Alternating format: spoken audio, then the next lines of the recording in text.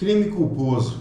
Artigo 18 do Código Penal disse o crime, inciso 2, culposo quando o agente deu causa ao resultado por imprudência, negligência ou imperícia. Salvo nos casos expressos em lei, diz o parágrafo único, ninguém pode ser punido por fato previsto como crime, senão quando pratica dolosamente. A culpa, ela se manifesta, ela se forma através de uma conduta comissiva, uma ação, ou omissiva, uma omissão. Onde existe uma inobservância de um dever de cuidado por parte do agente. Ele devia tomar um cuidado que não tomou. Ele devia observar um cuidado que não observou. A culpa, ela se exterioriza através da negligência, imprudência ou imperícia. Ou seja, ao menos uma delas pode vir a ocorrer, tem que ocorrer. Pode ser que o agente tenha sido negligente e imprudente ao mesmo tempo, sem problema nenhum, mas ao menos uma delas tem que estar configurada para ocorrer o crime culposo. Normalmente na culpa a conduta é lícita, mas somando-se com a inobservância do dever de cuidado e com o resultado lesivo é que se forma o delito.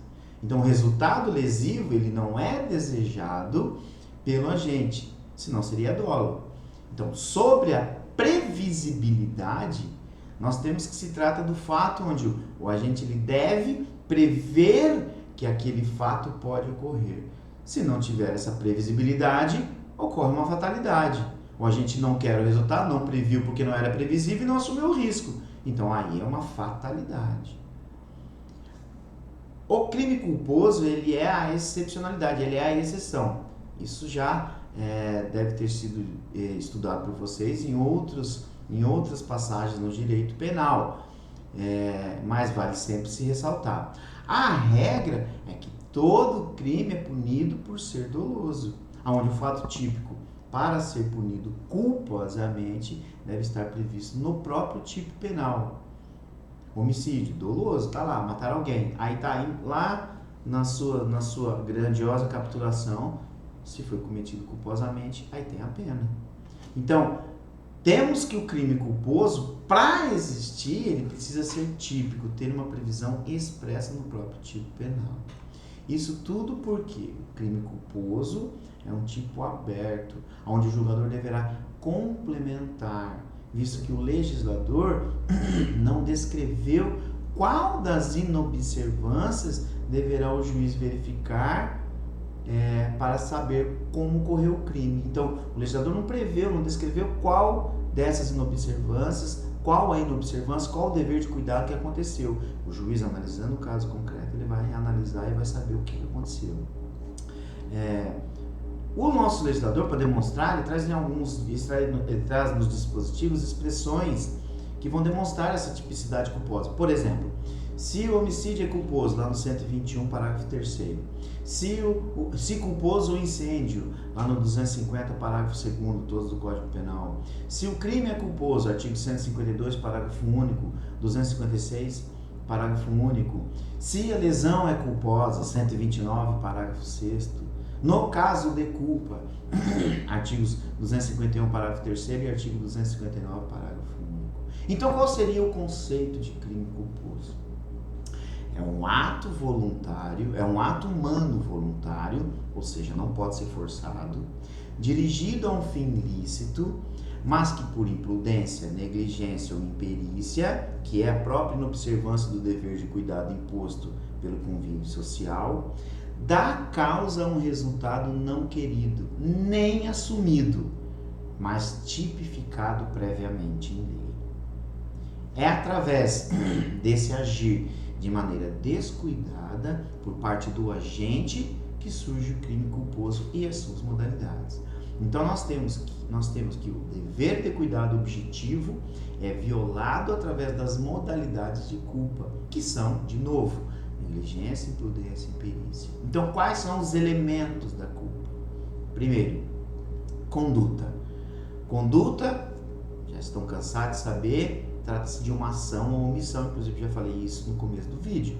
No entanto, no crime culposo, não é a finalidade da conduta do agente que é mais importante, mas o resultado resultado que ele provoca e o desvalor que a lei confere a essa ação ou omissão. O que importa não é o fim, o objetivo do agente, mas sim a forma imprópria como ele atua no caso concreto. Assim, a conduta culposa é aquela na qual o agente não observa um dever de cuidado imposto a todos no convívio social e por esse motivo causa o resultado típico. O segundo elemento, acabei de falar, é o dever de cuidado objetivo. Então é o dever que todas as pessoas, todos nós temos, sendo o dever normal de cuidado e zelo. Nós temos que ser diligentes. Então é o dever imposto às pessoas de ter uma razoável diligência. Para se saber se houve ou não a inobservância desse cuidado objetivo, nós devemos confrontar a conduta do agente com a conduta que teria, nas mesmas condições, um homem prudente de discernimento mediano. Ou seja, todos fariam aquilo que aquele fez? Então, se o agente não agiu como agiria um homem de conhecimentos medianos, cometeu crime culposo. Ou seja, se não cumpriu com o seu dever de cuidado, sua conduta será típica. A inobservância do dever de cuidado pode se manifestar de várias formas, e são, na verdade, as modalidades da culpa. E quais são as modalidades da culpa? Já citei, agora vamos rapidamente explicá-las. São 3. Primeiro, imprudência. A imprudência é uma conduta positiva, é um fazer algo, é a prática de ato perigoso sem os cuidados que o ato requer. O agente toma uma atitude com falta de cuidado, com afoiteza, sem as cautelas necessárias. É uma ação descuidada. Dirigir em alta velocidade, por exemplo. Limpar uma arma próxima ao filho e o mata. Ou deixar essa arma em local inapropriado, já seria negligência. Então, isso é imprudência. A negligência se confunde muito, por isso que imprudência e negligência são tratadas sempre juntos, né? Porque elas se confundem muito, mas tecnicamente são diferentes. A negligência já é uma conduta negativa, omissiva.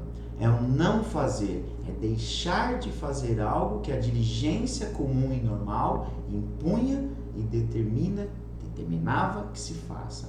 Trata-se de deixar de tomar o cuidado devido. É em decorrência desse não fazer que o crime ocorre. É uma inércia psíquica, uma indiferença do agente. O negligente deixa de tomar as cautelas que deveria antes de agir. O motorista profissional que deixa de revisar o seu veículo e por falta de freios ou pneus gastos, um acidente ocorre e vem a ferir ou matar passageiros. Ele não queria matar, mas ele foi negligente, deixou de fazer o que deveria. Pode ocorrer das duas modalidades, que eu falei também no início do vídeo, imprudência e negligência se interligarem. O motorista que não faz a revisão do carro e dirige em alta velocidade. Ele foi negligente, não revisou o carro e está dirigindo uma ação em alta velocidade. Está sendo imprudente. E terceira é a imperícia. A imperícia é a inaptidão, é a incapacidade de conhecimentos técnicos que o agente tem que ter para exercer uma arte, uma profissão, um ofício. São aqueles conhecimentos específicos. Então, quando se trata de imperícia, é sempre uma atividade profissional.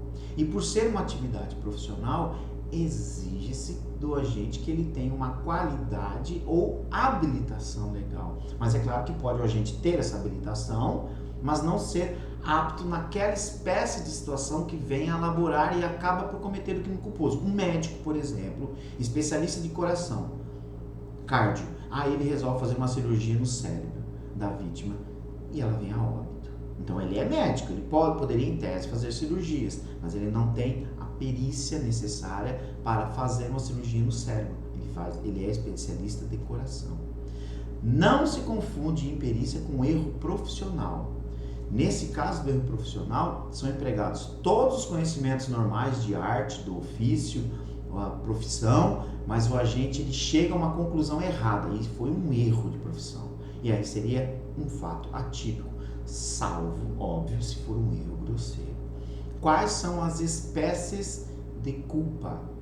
A constatação de qual espécie de culpa é feita pelo magistrado e tem importância quando da aplicação da pena, pois vai influenciar diretamente na dosimetria penal. Obviamente que existem doutrinadores que defendem outras espécies de culpas daquelas que eu vou falar para vocês aqui, mas eu trouxe pelo menos as que eu reputo ser as mais importantes. Primeira é a culpa inconsciente, é o que nós chamamos de culpa comum, corriqueira, onde o resultado era previsível, mas o agente não previu, ou seja, era previsível, mas não foi previsto. É uma culpa sem previsão.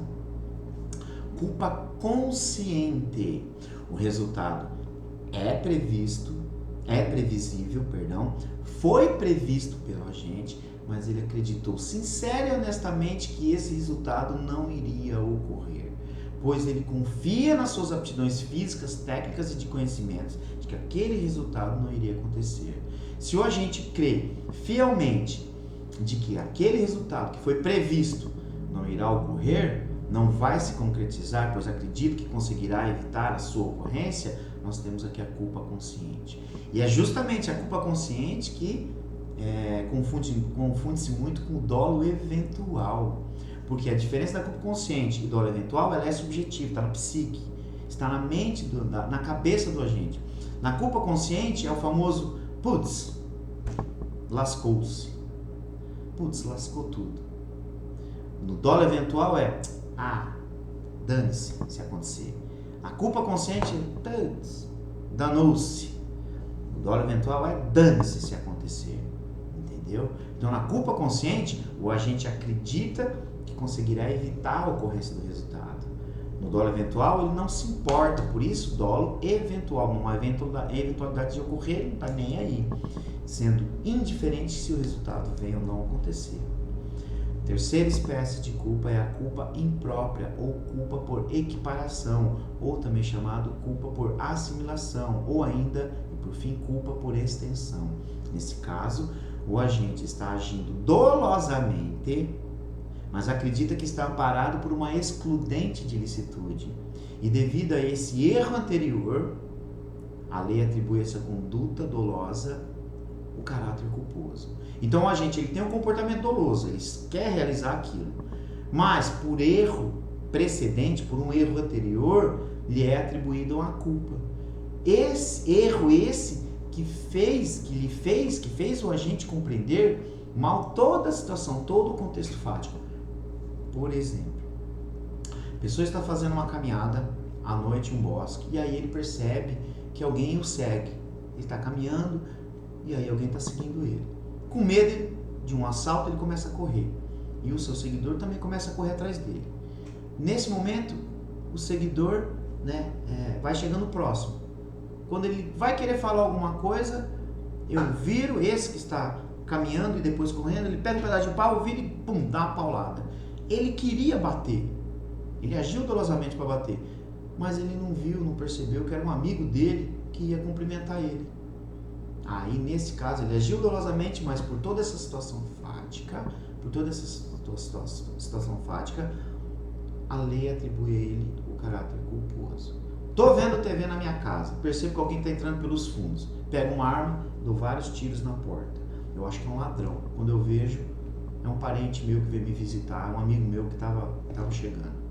Então, eu queria atirar, eu atirei.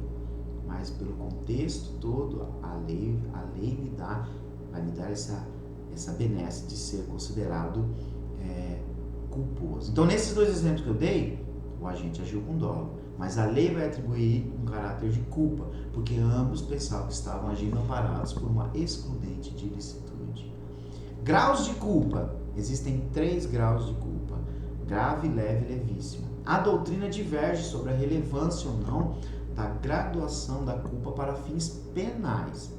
Para fins de determinação, a ocorrência ou não da culpa é indiferente o grau dela. Para fins de determinar se teve ou não culpa, não interessa se foi grave, leve ou levíssima. No entanto, para fins de dosimetria da pena, o juiz vai analisar o caso concreto, ocorrendo forte influência no montante a ser aplicado. Então, só o caso prático. Porque está escrito no artigo 59 do Código Penal que deve-se fixar a pena de acordo com a culpabilidade do agente e as circunstâncias do crime. Participação em crime culposo. Existem 2 posições sobre o tema. Primeiro, não é possível. Visto ser um tipo penal aberto, ou seja, ser um tipo penal aberto, não tem como se participar de um crime culposo. O juiz vai ter que valorar, não há que se falar em atribuir uma conduta acessória, participação, a uma conduta principal, a autoria.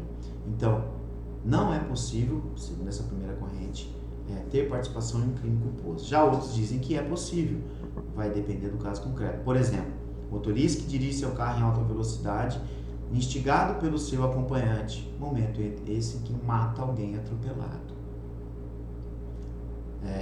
Observações finais. Primeiro, compensação de culpa. É possível? Não.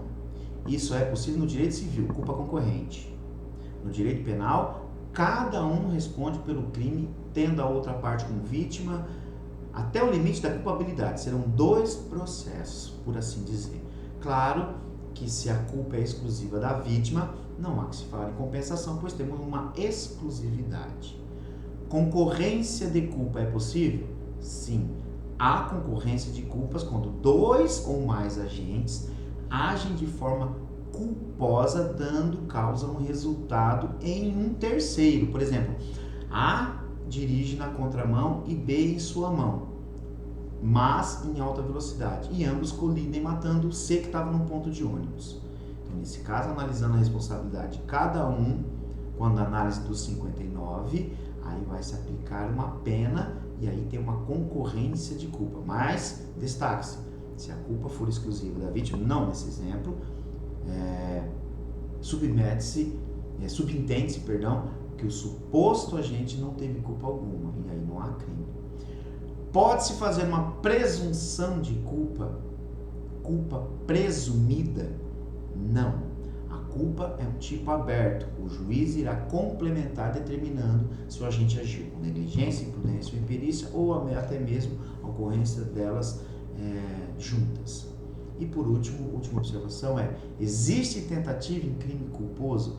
Em regra, não existe tentativa em crime culposo, pois o iter criminis só existe nos crimes dolosos, visto que não se cogita, não se prepara, não se executa um crime culposo, salvo a culpa imprópria, que é a exceção única existente no artigo 20, parágrafo 1º do Código Penal. Aí, nesse caso, temos a chamada discriminante putativa, onde o agente supõe estar agindo acobertado por uma excludente ilicitude, e em razão disso provoca intencionalmente o resultado ilícito. Aquele caso que eu falei do corredor, do caminhador, do que está caminhando, ou então de você que está na sua casa e acha que está vindo um ladrão. Apenas e rapidamente, para fazer uma demonstração rápida, fazer um quadro demonstrativo das situações mais importantes de dolo e culpa. Dolo direto, quer resultado? Sim. Previu o resultado? Sim. Assumiu o risco? Sim. Dolo eventual, quer resultado? Não. Previu o resultado? Sim. Assumiu o risco? Sim. É o famoso dane-se. Dane-se se acontecer. Culpa consciente, quer o resultado? Não. Culpa consciente, quer o resultado? Não. Previu o resultado? Sim. Assumiu o risco? Não. Ele acreditou que poderia evitar. Danou-se. Aconteceu. Culpa inconsciente, quer o resultado? Não. Previu o resultado? Não. Era previsível, mas não foi previsto. Assumiu o risco? Não. Uma fatalidade, quer o resultado? Não. Previu o resultado? Não, e não era previsível. Assumiu o risco? Não. Beleza?